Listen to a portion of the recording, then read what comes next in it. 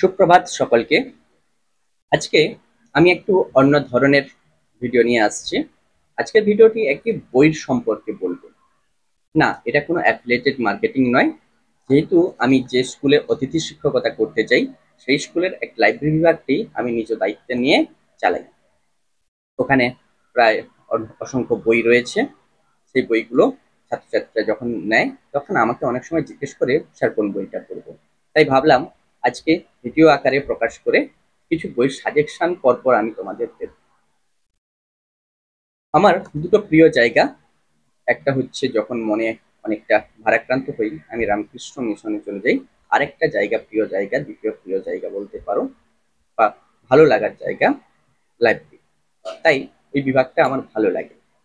তাই আজকে আপনাদের জন্য, বিশেষ করে ছাত্রছাত্রীদের জন্য, যারা অষ্টম শ্রেণী থেকে দ্বাদশ শ্রেণীর মধ্যে তোমরা পড়াশোনা করছো, তোমাদের আজকে একটা বইয়ের সাজেশন দিচ্ছি। বরণীয় মানুষের স্মরণীয় শিক্ষক।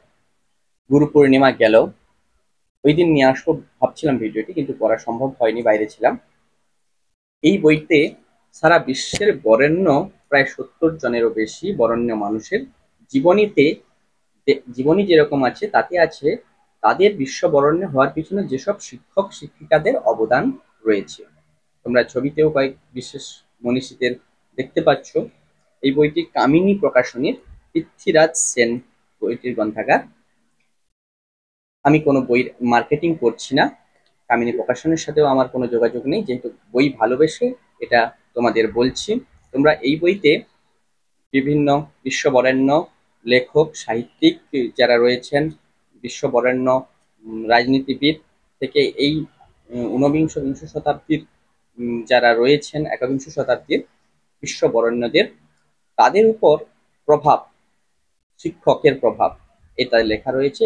তুমি এটা পড়লে যেরকম কারোর সম্পর্কে জানা যাবে, সেরকম একজন শিক্ষক, সে মা হতে পারে, বাবা হতে পারে, বা গুরু হতে পারে, বা স্কুলের শিক্ষক হতে পারে, কিভাবে শিশু মনে বা প্রভাবিত করেছে ব্যক্তিত্ব গঠনের ক্ষেত্রে, এটা পড়লে তোমরা জানতে পারবে।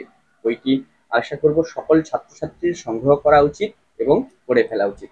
যারা আমাদের বিদ্যালয়ের ছাত্রছাত্রী, তোমরা লাইব্রেরিতে এর কয়েকটা কপি পেয়ে যাবে।